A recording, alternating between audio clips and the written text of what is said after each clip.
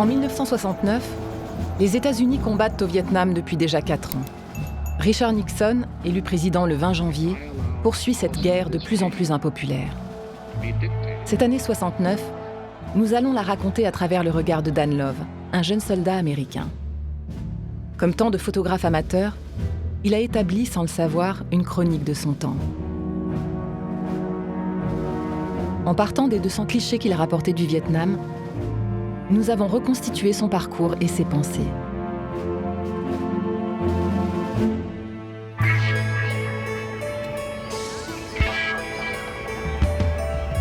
Ce matin-là, j'étais sur le perron de la maison.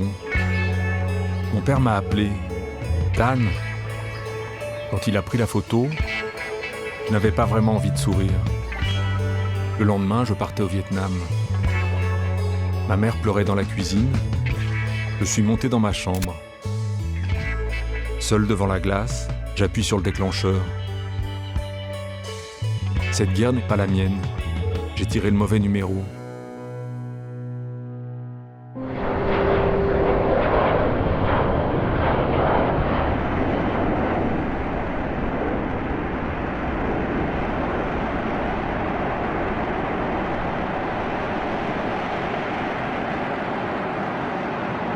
Dans l'avion, on est 150, personne ne parle.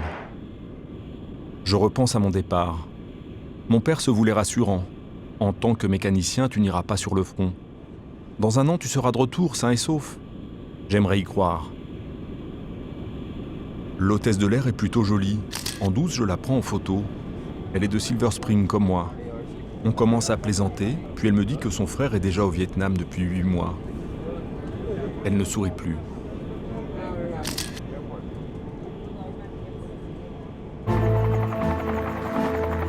En mai 1969, Dan Love rejoint les 500 000 soldats américains qui luttent pied à pied face à un ennemi insaisissable. En dépit de cette mobilisation massive, le conflit s'est enlisé. Depuis l'offensive du Tet de janvier 1968, l'opinion publique a compris que les forces communistes vietnamiennes sont capables de résister à l'armée la plus puissante du monde.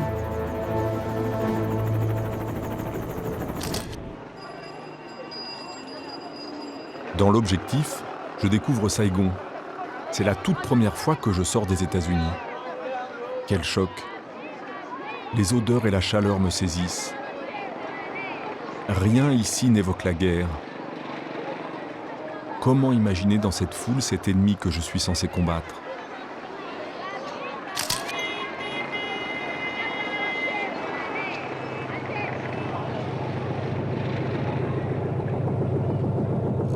Entassés dans des camions, nous arrivons enfin à la base de Phu Loy, un morceau d'Amérique à 25 km de Saigon.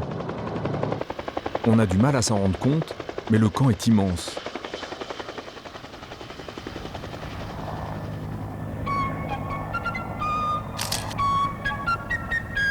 Good morning, Vietnam!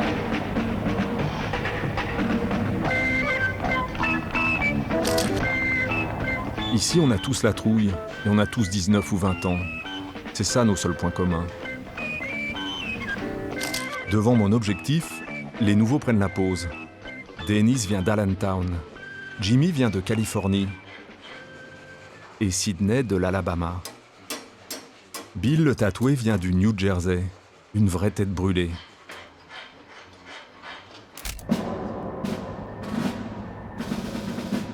Nous avons reçu notre trousseau de bienvenue. C'est la Toy Chest, le coffre à jouets comme on l'appelle ici. Je photographie la scène. Les gars sont comme des gosses le soir de Noël. Il y a les mines, les munitions, les fusées et bien sûr le fusil M16. Avec ça, on doit être capable d'envoyer en enfer tous ceux qui franchiraient les barbelés de la base.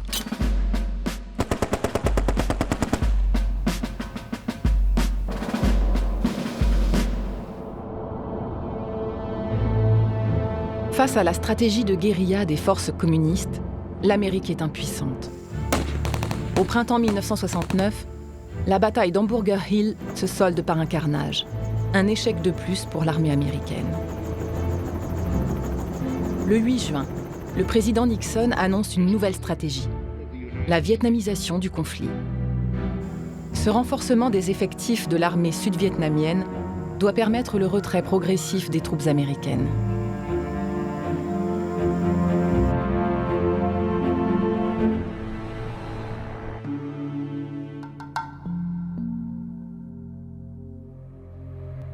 Sur la base, nous ne sommes pas seuls.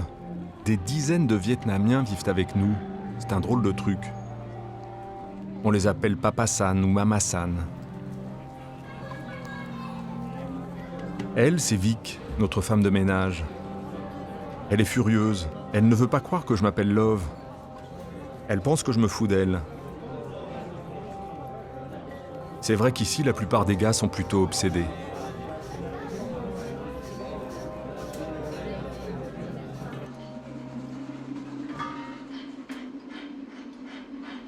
Au 1er bataillon aérien, on nous appelle les rampants. Nous sommes une quinzaine de mécaniciens au sol. Notre boulot ? Réparer les moteurs des générateurs, des camions et des hélicos.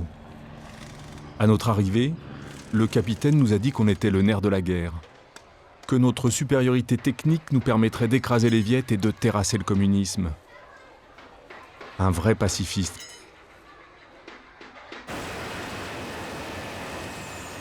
Depuis 1965, l'Amérique défend le Sud-Vietnam contre les communistes nord-vietnamiens et leurs alliés chinois et russes. Ce conflit est un nouvel épisode de la guerre froide.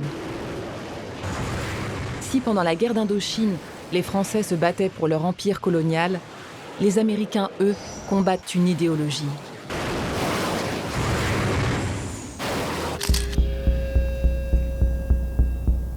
« 30 juin, c'est ma première garde. Je photographie le Mirador. Là-haut, je tombe sur Rick, un type au Vietnam depuis 1 an.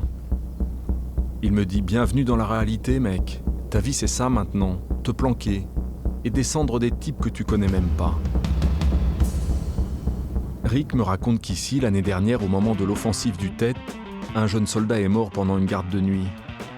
Il s'appelait John Shell. Il était bassiste dans un groupe de rock. Dans la panique, il s'est pris une balle perdue. Il était là depuis 2 mois. C'est absurde. Cette guerre est une putain de loterie et tout le monde fait comme si tout ça était normal.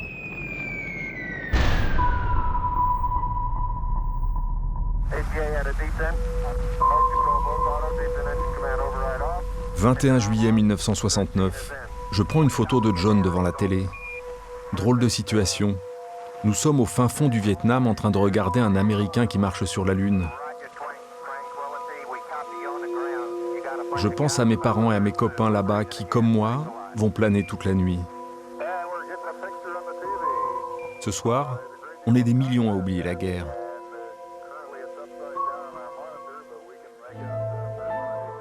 En juillet 1969, 500 millions de téléspectateurs assistent en direct au premier pas sur la Lune de Neil Armstrong. L'Union soviétique refuse de diffuser ces images. La guerre froide ne se déroule pas uniquement dans le sud-est asiatique, mais aussi dans l'espace.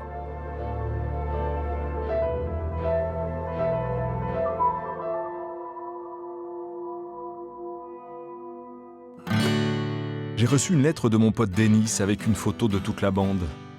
Marilyn, Tony et Libby. Ils me manquent. Nous sommes avec toi. Nous faisons tout pour que tu reviennes. Nous avons lu 17 heures durant les noms des soldats tués au Vietnam. L'Amérique change. On est tous dans la rue. Les Noirs, les Blancs, les féministes. On est forts. On va te sortir de là. J'ai épinglé la photo dans mon casier. Elle a eu son petit effet.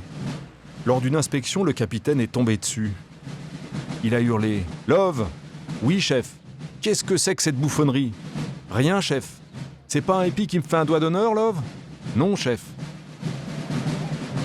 Le capitaine m'a pas lâché pendant 1 semaine. J'espère seulement qu'en Amérique, il continue à se battre pour que cette guerre cesse. «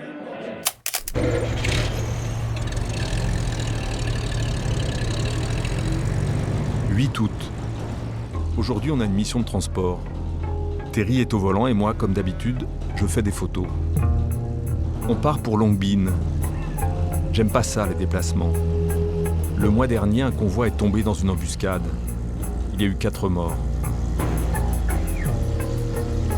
Terry roule comme un fou. Je l'ai jamais vu aussi tendu. Il lâche pas un mot. On passe devant des types armés. Terry appuie sur l'accélérateur.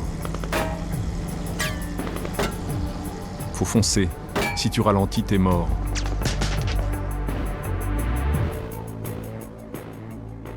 Chaque jour, des dizaines de soldats meurent au combat. Ils étaient 1500 tués en 1965, ils sont 15 000 en 1969. Ces images qui reviennent sans cesse ont un impact considérable. Chaque Américain a un fils, un ami, un voisin qui sert au Vietnam.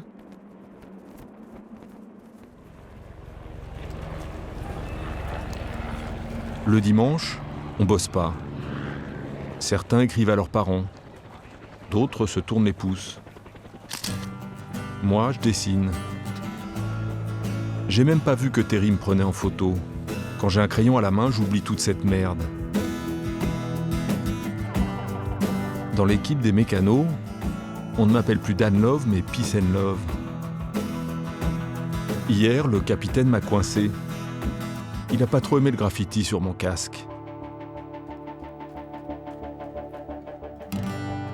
Il n'est décidément pas très peace and love.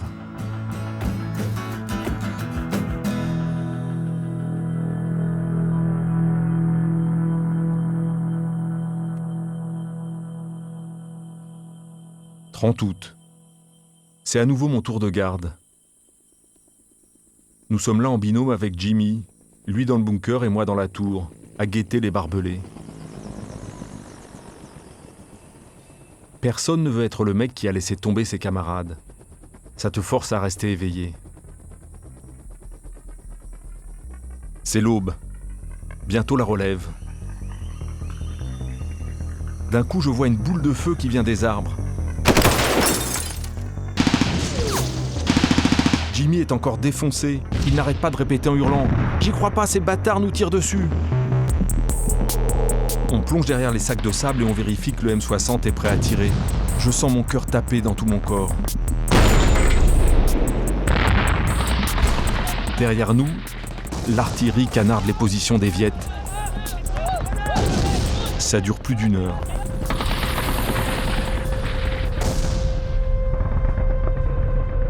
Il n'y a pas de victimes, mais on a les tripes à l'envers.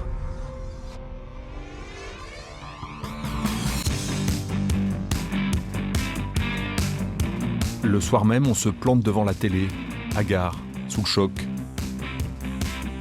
Il y a Steppenwolf, un groupe qu'on écoute en boucle ici.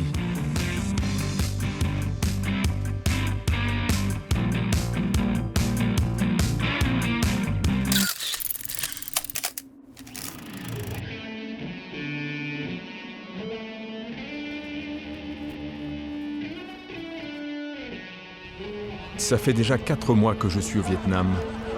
Je viens de fêter mes 21 ans. Les photos de mon anniversaire sont pas terribles. J'avais du mal à faire la mise au point. Il faut dire que l'oncle Sam fait couler la bière à flot et que l'herbe n'est pas difficile à trouver. On est défoncé en permanence. Ça nous aide à tenir le coup.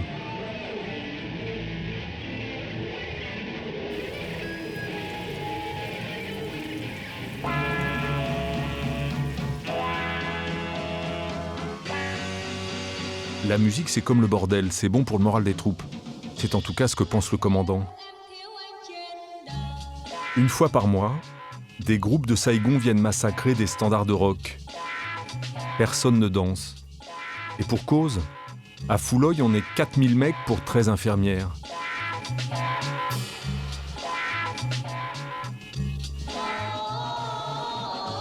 Nixon vient d'annoncer un nouveau retrait de 35 000 hommes.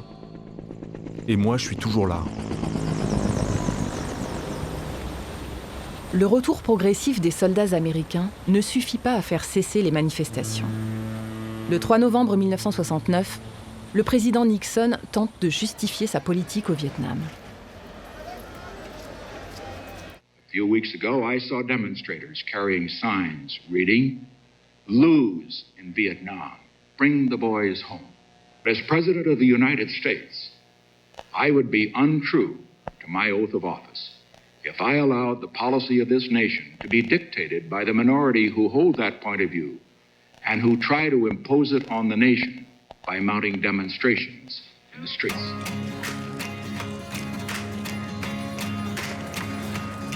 John Lennon et Yoko Ono font campagne contre la guerre. Dans le monde entier, leurs affiches proclament « War is over, if you want it ». Mais ici, la plupart des gars préfèrent les super-héros des Marvel Comics. Réveillez-vous les mecs, cette guerre est dégueulasse. C'est pas ça l'Amérique.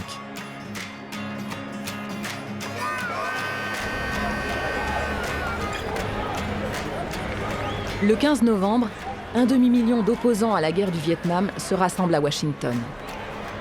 À l'intérieur de la Maison-Blanche, Richard Nixon, lui, regarde un match de baseball à la télévision. La classe politique américaine ne mesure toujours pas l'ampleur de cette contestation. Dans un sondage de novembre 69, une majorité d'Américains se déclarent désormais opposés à cette guerre.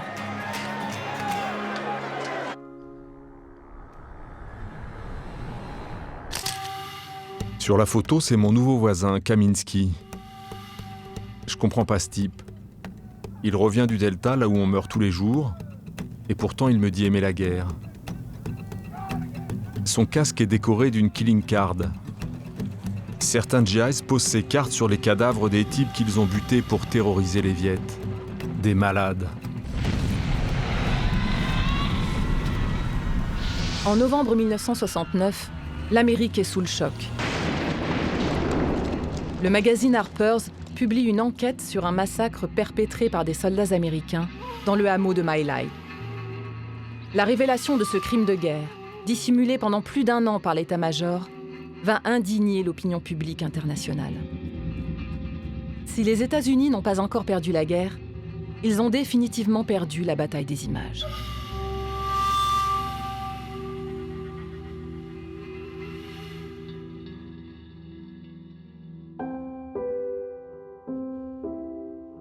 « 20 décembre.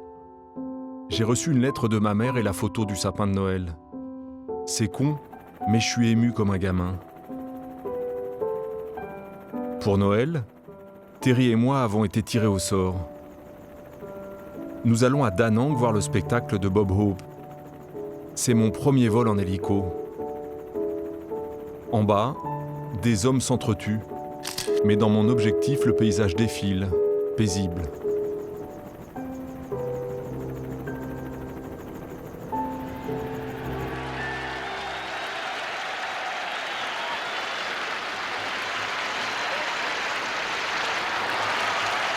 Merde, je la vois à peine, j'ai pas de téléobjectif. On devient complètement cinglé quand Miss Monde arrive sur scène. Ça fait plus de 6 mois que j'ai pas vu de blonde. C'est comme si je recevais une décharge électrique.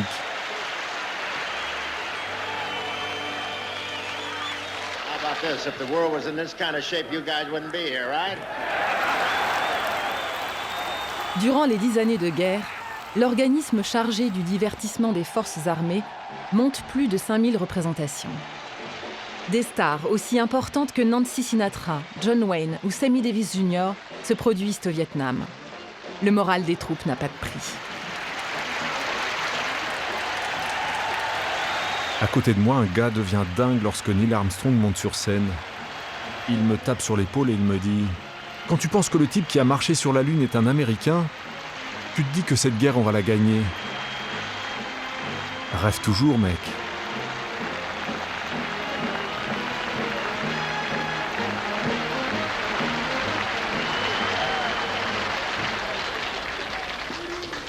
Thank you, guys. I've been around the world a few times, and I've had a lot of nice, warm receptions, but I've never had a better one than that. Thank you.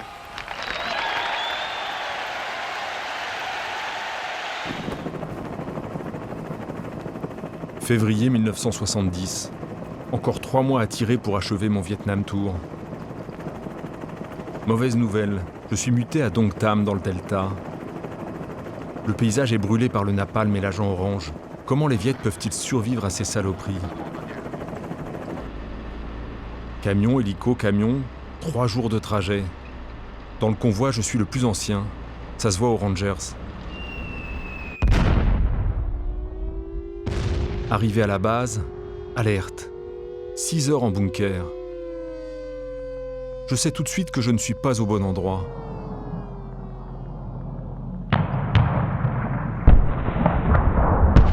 Toutes les nuits, les Viet Cong pilonnent la base au mortier. J'ai rencontré les médecins de l'hôpital. Ils opèrent comme ils peuvent des types qui au mieux finiront en chaise roulante. À Dong Tam, on dit qu'il y a 2 sortes de soldats, les rapides ou les morts. Moi, je fais partie d'une autre catégorie, les désillusionnés.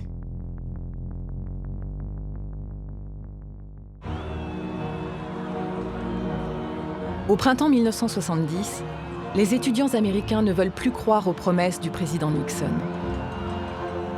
Sur les campus, les mouvements de protestation se radicalisent. En avril, l'armée américaine a envahi le Cambodge. Pour les partisans de la paix, l'extension du conflit est une provocation. Le 4 mai, sur le campus de l'université de Kent, la garde nationale ouvre le feu sur les manifestants. 4 étudiants abattus aux États-Unis. Nixon va-t-il enfin nous écouter et mettre fin à cette guerre?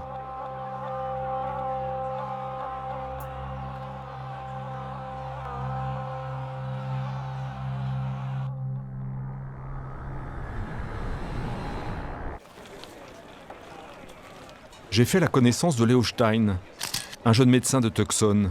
C'est une tête. Il a réussi sa médecine à 24 ans et a déjà une fiancée. Léo n'aime pas la guerre, mais il est fier de venir soigner des GIs. Quand il aura vu le bloc opératoire et les blessés, il sera sans doute moins souriant.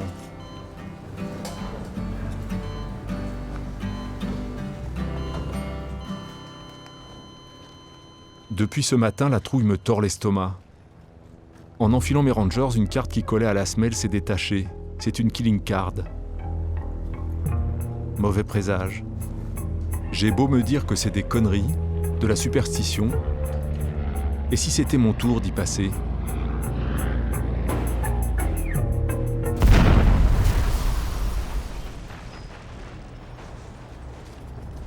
La roquette est tombée à 1 mètre de l'entrée du bloc. Je suis miraculeusement indemne. Il y a 4 blessés et 1 mort. Le sergent vient prendre de mes nouvelles. Il m'apprend que la victime s'appelait Leo Stein. Il venait d'arriver. Bêtement, je dis au sergent, ça aurait dû être moi, et je me mets à chialer.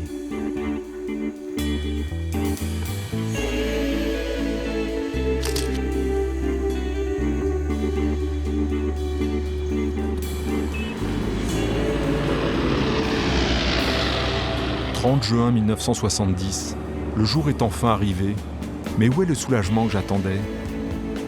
Moi qui voulais combattre cette guerre, je ne sais même plus si j'y crois encore.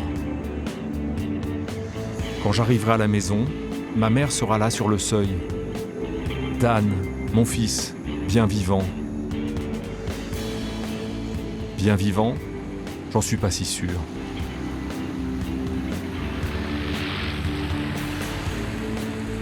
Cinq ans après le retour de Dan Love, le 30 avril 1975, la guerre du Vietnam s'achève, provoquant une crise morale et politique sans précédent. Cette défaite humiliante pèsera longtemps sur la politique extérieure américaine. Aujourd'hui, des milliers de vétérans subissent encore les séquelles du Vietnam, comme Dan Love, qui souffre d'un cancer provoqué par l'agent orange. La guerre du Vietnam continue de hanter l'Amérique.